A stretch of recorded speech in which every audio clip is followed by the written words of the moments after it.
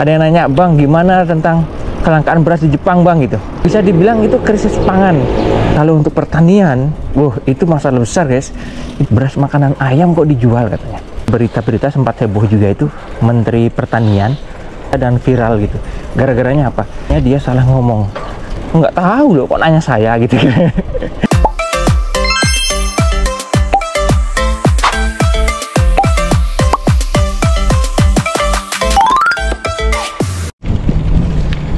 Halo, assalamualaikum warahmatullahi wabarakatuh. Apa kabar kalian teman-teman? Semua kalian dalam keadaan sehat dan rezekinya selalu dilancarkan. Amin amin ya robbal alamin. Oke, hari ini kita mau belanja, guys. Oke, ayo kita belanja. Aku mau belanja kebutuhan harian seperti biasa. BTW ini cuacanya panas ya, sekitar 33-34 kalau nggak salah untuk cuacanya ini. Jadi lumayan panas.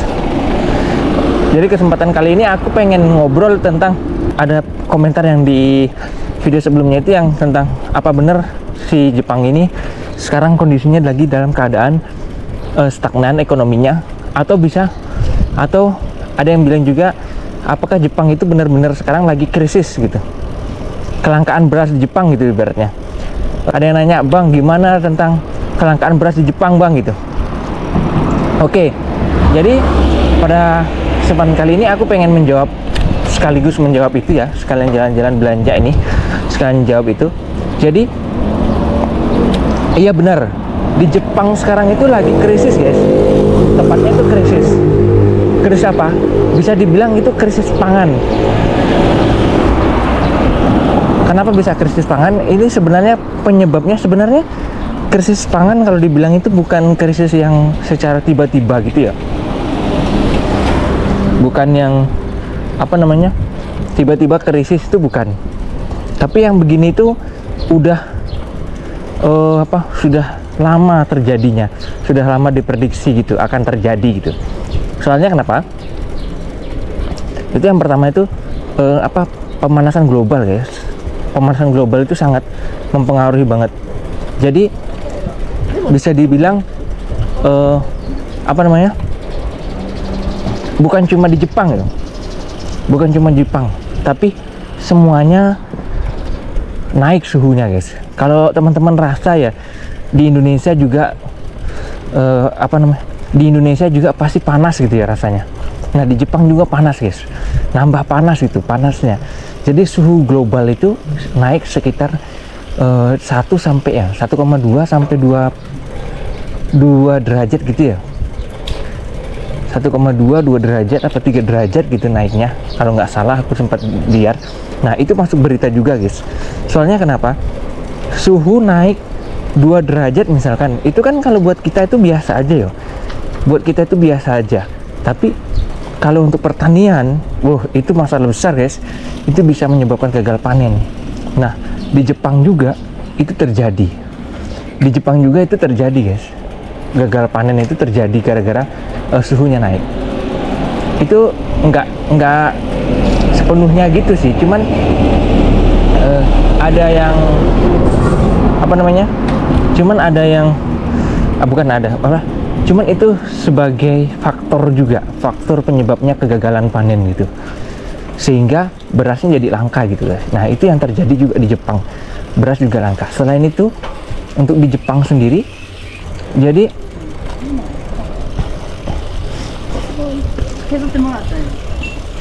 dia bisa dibilang yang mau kerja jadi petani itu jarang. Sebenarnya bukan karena jarang juga, karena memang di Jepang ini anak mudanya itu sedikit, guys. Anak mudanya sedikit, banyak orang tua gitu. Jadi yang mau bertani pun ya orang-orang tua. Jadi di sini di Jepang itu yang masuk berita itu kurang lebih usia orang bertani itu sekitar 67 tahun, guys. Kurang lebih 67 tahun itu yang bertani di Jepang. Kalau orang yang muda-muda itu nggak mau ngelakuin pertanian gitu, dia lebih milih pekerjaan yang lain. Nah, itu juga masalah itu. Jadi nggak ada yang menurusin kayak usaha orang tuanya, keluarganya yang bertani itu nggak mau. Jadi krisis populasi jadinya kan, krisis populasi, dan yang mau nurusin tentang pertanian itu di bidang pertanian itu sangat jarang sekali. Jadi itu jadi masalah gitu loh. Selain itu juga dulu itu pernah masuk berita juga ya di Jepang, berita lokal Jepang. Dulu itu di Jepang itu pernah kebanyakan beras, guys. Zaman dulu itu pernah kebanyakan beras. Jadi ada kebijakannya di Jepang itu berasnya itu diatur oleh pemerintah gitu, dan bagian-bagian yang kayak orang-orang yang bertani nanam beras itu diatur juga gitu sama mereka. Jadinya karena diatur gitu, nggak semua orang itu dianjurkan untuk nanam padi karena kebanyakan gitu kan, kebanyakan beras. Jadi orang yang awalnya nanam padi itu bisa dialihkan ke pertanian yang lain kayak sayur gitu supaya bisa jadi seimbang. Itu awalnya. Nah, karena orang nyaman dengan itu dan banyak yang ngelakuin itu, akhirnya ya stuck di sana si beras itu. Itu juga jadi salah satu penyebabnya juga kena ke sana. Terus karena kayak gitu akhirnya ya sudah, nggak bisa karena kayak gitu ya sudah, sekarang kejadiannya sudah kayak gini, udah nggak bisa kayak wah harus diapain lagi nih, itu sudah bingung mereka gitu. Dan penanggulangannya juga kan mereka gimana gitu penanggulangannya. Jadi kalau dibilang itu krisis masalah pangan ini ya, ibaratnya krisis beras ini bukan main-main lagi kalau di Jepang menurutku, karena sudah ditanggulangin sama pemerintah langsung gitu. Kayak ada beras yang dikasih murah gitu kan, ada beras yang pokoknya supermarket kalau kalian lihat tuh sampai ada yang ngantri panjang itu gara-gara beras itu, gara-gara mau ngantri beras, beri beras yang harganya sekarang kan beras itu sekitar 5 kilo itu harganya sekitar 4.000-an guys. Jadi 400.000 kalau di uang Indonesia ya, 400.000 itu hanya dapat beras 5 kilo gitu loh guys. Nah, hanya dapat beras 5 kilo itu. Nah, itu sekarang ada yang jual dapatnya sekitar berapa ya? Dapatnya sekitar 2.000-an nih. Itu dari pemerintah programnya. Tapi ya ada tapinya. Beras yang dijual itu beras yang udah lama gitu. Kalau orang Jepang bilang itu sebentar lagi beras itu akan jadi makanan hewan gitu, makanan ayam gitu. Beras makanan ayam kok dijual katanya. Teman-temanku pada bilang kayak gitu. Dan itu yang kalau mau harganya murah ya yang itu yang dibeli gitu. Nah, itu mirisnya di sana, guys. Ntar aku lihat ini dulu ya. Ada apa? Peta kok kita kayak nyasar gitu ya.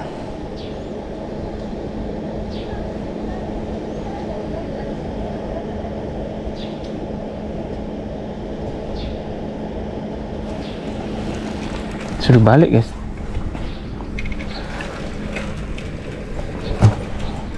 Nah gitu. Sampai kemarin itu ada menteri ini ya. Kalau kalian lihat di berita-berita sempat heboh juga itu, Menteri Pertanian, Kehutanan dan apa gitu. Pokoknya Menteri Pertanian intinya. Dia itu sempat di ini guys. Sempat masuk berita dan viral gitu. Gara-garanya apa? Gara-garanya dia salah ngomong. Karena gara-gara ada komentar masalah beras itu. Dan dia komentarnya itu di tempat yang nggak tepat banget. Sampai dia akhirnya memutuskan untuk mengundurkan diri. Karena di sini tuh adabnya kayak gitu. Kalau dia sudah merasa kayak mencemari banget itu dia lebih baik berhenti gitu. Nah, kasusnya waktu itu adalah gara-gara beras itu, kasusnya itu dia komentar kayak gini. Aku nggak tahu kalau masalah harga beras karena aku nggak pernah beli beras gitu. Selalu dikasih sama pendukungnya gitu. Nah, itu omongan kayak gitu jadi wah, jadi kasus kan. Ya sama aja sih, di Indonesia juga jadi kasus, di sini pun jadi kasus yang kayak gituan guys. Karena siapa sih yang suka dengan omongan kayak gitu sementara dia itu adalah menteri gitu kan. Nah gara-gara itu, karena dia nggak tahu harga beras gitu. Aku nggak tahu harga beras, kayak ibarat kayak, loh kok nanya saya, nggak tahu loh kok nanya saya gitu. Gimana sih, nggak tahu loh kok nanya saya. Pokoknya ya begitu, akhirnya ya sudahlah, dia memundurkan diri, akhirnya memutuskan untuk memundurkan diri gitu gara-gara itu. Nah sementara harga beras ya benar harganya melonjak 2 kali lipat gitu gara-gara itu.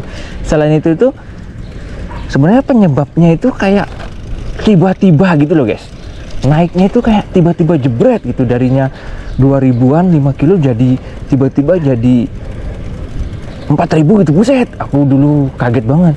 Dan itu pas itu terjadi pas dekat-dekat dengan mau ada bencana alam, typhoon namanya, apa namanya, puting beliung yang besar itu di Jepang. Tiba-tiba gara-gara itu dia naik gitu harganya berasnya. Tapi penyebabnya bukan hanya dari situ, tapi dari sebelum-sebelumnya. Nah itu berkaitan banget sama orang yang bertani sangat jarang, terus apa namanya, anak mudanya yang mau bertani jarang, itu yang paling menyentuh menurutku. Dan bukan hanya krisis pangan doang ya guys. Kalau dibiarkan kayak gitu akhirnya apa, nanti bakal punah gitu loh beras ini juga, karena nggak ada orang yang mau bertani gitu kan, jadinya tambah mahal. Ada yang ekspor juga, beras impor ya ibaratnya, beras impor dari Amerika itu lebih murah guys, sekitar 3000-an lah 5 kilonya. Tapi ada tapinya. Tapi dia itu guys harganya rasanya nggak enak. Ibaratnya kalau orang Jepang bilang itu merusak selera makan orang Jepang, soalnya rasanya beda. Rasa rasa manis di beras Jepang itu nggak ada di beras Amerika gitu. Jadi orang jarang yang mau beli itu. Kayak beras Indonesia lah kurang lebih rasanya gitu. Orang Jepang kan nggak suka beli beras kayak gitu. Aku sekarang mau belanja dulu, mau masuk di dalam dulu. Tapi kok janjian sama istri sini, istri belum datang ya guys. Udah ketemu sama si Bojo ini. Dia lihat nggak ada di sini, di mana dia gitu. Kita mau belanja dulu di dalam guys. Setelah belanja kita lanjut lagi. Kita ngecek lokasi sebelum perjalanan panjang. Aku mau ngelakuin perjalanan panjang nih ngomong-ngomong guys. Kita belanja dulu. Yuk. Ini udah belanja tadi di Daiso.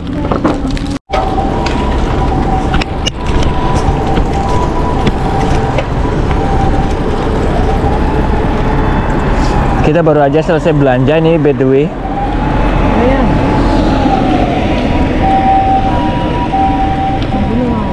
Panasnya mantap, panasnya. Jadi begitulah orang di Jepang, pada nggak ada yang mau bertani, semuanya pada mau nyari yang lain pekerjaan. Ya namanya anak muda kan, ya bukan cuma di Jepang doang, di Indonesia juga sama aja sih, pada nggak mau. Cuman gimana menurut kalian kalau di sini harganya segitu itu, beras harganya sekitar 400.000 ya, 400.000 5 kilo 400.000, sementara penghasilannya ya begitu-begitu aja gitu. Kalau menurutku sih apa ya, enggak apa ya, kayak biratnya orang Jepang memang naik gitu harganya memang naik, tapi orang Jepang itu kayak biasa-biasa aja gitu. Ngeluh sih harganya naik, tapi ya tetap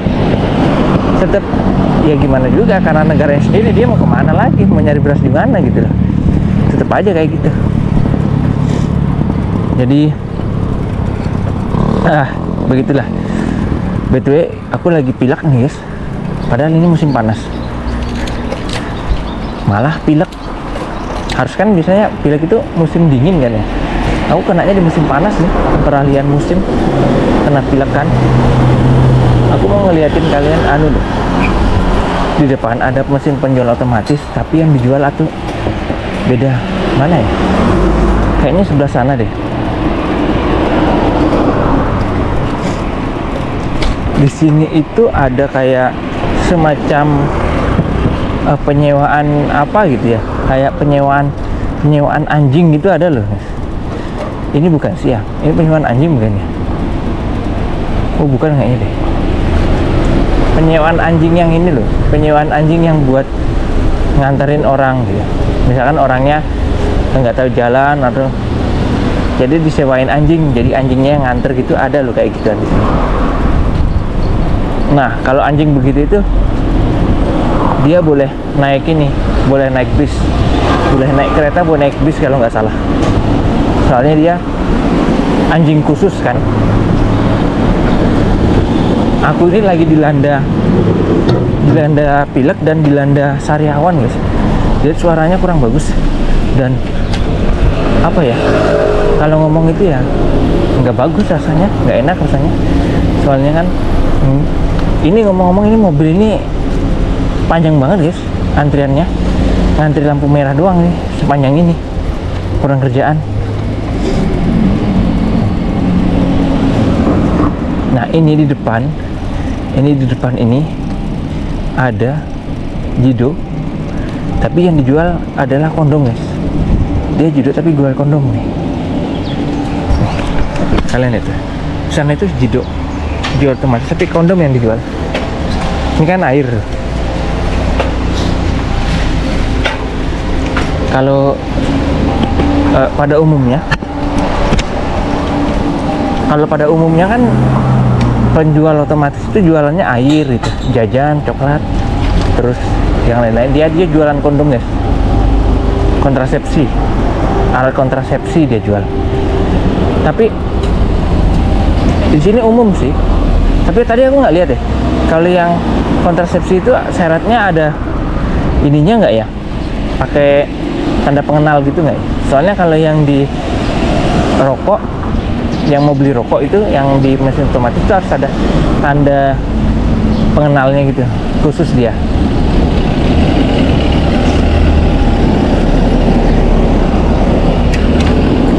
Wah panas. Ini aku lihat-lihat ini belum dibangun-bangun juga ini. Ini entah mau dibangun apa di sini nih. Nggak tahu ya.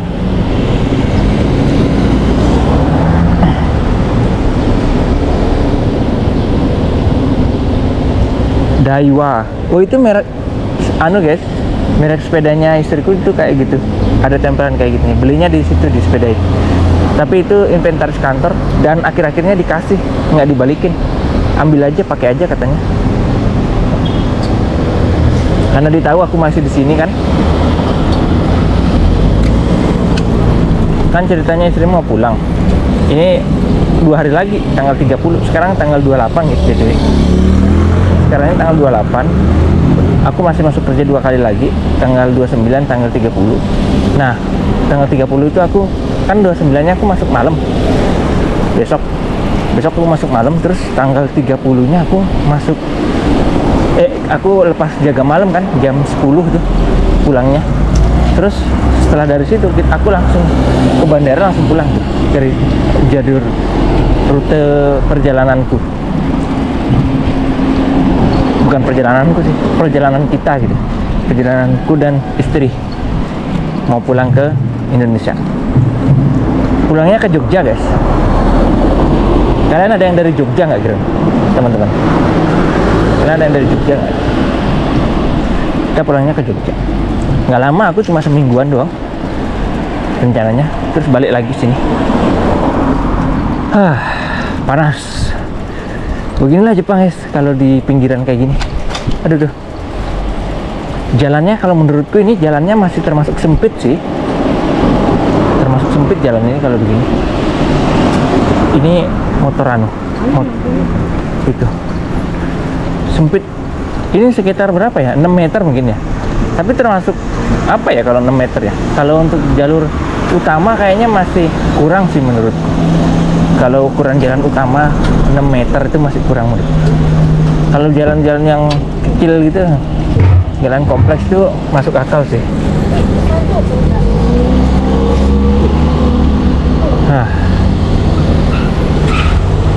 Orang-orang pada pakai baju-baju dingin gitu ya. Aku aja nggak pakai baju dingin, baju begini. Dia apa nih? Baju panas. Orang pakai baju dingin, aku pakai baju panas. Yuk maju. Udah hijau.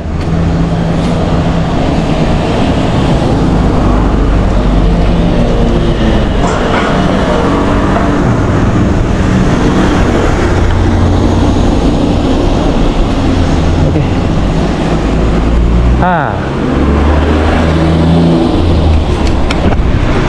Ini tuh titik tempat penitipan anak, guys. Jadi orang kalau ditinggal kerja sama orang tuanya, anak-anak kecil tuh dititip. Dan penitipan anak itu mulai dari 0 tahun. 0 hari itu sudah ada yang bisa nitip loh, guys. Di sini tuh penitipan anak itu sampai dari baru lahir itu udah bisa dititip kalau orang tuanya sibuk, mah kerja atau apa gitu. Ya dititip, guys. Sayang banget ya. Oke. Kita udah nyampe di rumah. Mungkin gitu aja videonya lah. Terima kasih udah nemenin kita jalan-jalan. Sampai ketemu lagi di video-video berikutnya. Assalamualaikum warahmatullahi wabarakatuh. Jangan lupa di subscribe dan di like dan dibagikan teman-temannya. Bye bye. Aku mau ngeliatin ini deh. Di sini kayak ada apa ya? Oh ini nih. Anak-anak tukang karate mungkin ya. Oh petinju, guys. Olahraga dan lain-lain. Pengumuman. Ini jidonya yang paling dekat rumah. Kita sudah masuk di kompleks perumahan kita. Yuk kita pulang, guys. Betul, aku udah lapar, aku pengen makan mie nih. Bye bye, terima kasih.